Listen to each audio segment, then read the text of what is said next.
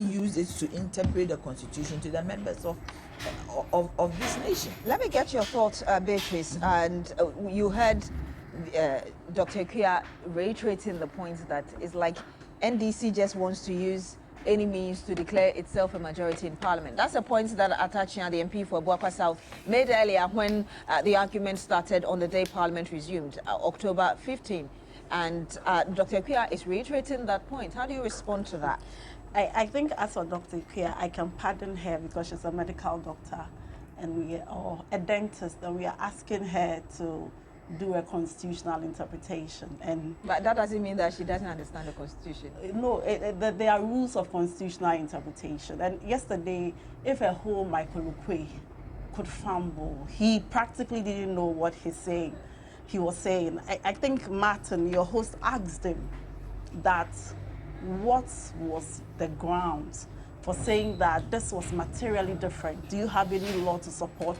He fumbled and fumbled and fumbled. He couldn't say anything. So if Professor Michael Oquaye could not defend this, I don't think anybody in the MPP can defend it, and we'll be wasting our time listening to other people.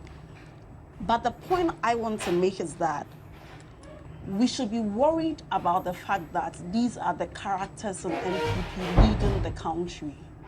You know, when we say principles, it means that they have some universal levels of application. And so principles generally will not change to suit the whims and caprices of people merely because your positions have changed. And if you have a group of people in power who don't have regard for principles, including even precedents set by themselves, it should tell you and give Ghanaians a vivid picture of what happens at cabinet meetings. That these guys sit and they just make decisions in the heat of the moment. It matters not what has been done in the past. It matters not what they themselves have done. As long as positions change, we all don't have values. Conscience does not matter. Integrity and honesty should be thrown to the dogs. Let the conversation change. And then again, let's make it an NDC MPP matter. And everybody, and including this morning, will talk about it. And we are done. You see, and I'm happy that this is happening in the lifetime of the MPP government. You see, when they are setting the high levels of corruption as a precedent, I think there should be a wake-up call to them. When the president is intermeddling with independent institutions like the EC, packing the courts with judges who are known MPP executives, I think these precedents should let the MPP know that when power changes, they will gnash their teeth in ways that they will not even remember. Because you know what we have to do?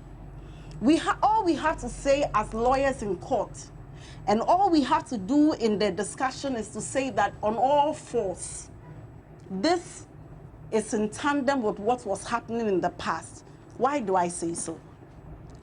Professor Michael Oquaye himself, in November 2020, when the same thing happened, who was the Speaker of the MPP, in his ruling, dated 7th November 2020, I'll just quote excerpt.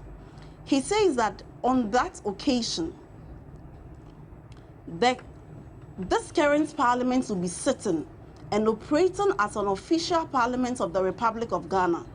We shall not have a situation adopted freely by any sitting MP, where he or she will be campaigning openly against the party that he or she represents in parliament, and yet ridiculously stand against that party. No purposive interpretation of law would allow for such ridicule to prevail. And to quote his words, today, we are being invited to entertain such ridicule. Why? Because the MPP benefits. So you don't buy into any What of his is happening arguments? is that Article 97(1)(g) and H are very clear. There is no need for interpretation. In fact, if you go to court, before you invoke Article 2(1) and ask the Supreme Court to interpret a constitution, it means that rivalry meanings would have been placed on it. Where is the rivalry meaning? That at the time if you cease to be a member of a political party at the time of your election, then you have to vacate your seat. Where is ambiguity? But you know what the MPP does? Afenyo-Markin going to court is like a child looking for a mother for breast milk. I have to be fed. The court has become a very convenient excuse for the MPP. Go, let's get a unanimous decision. But that's what I'm saying.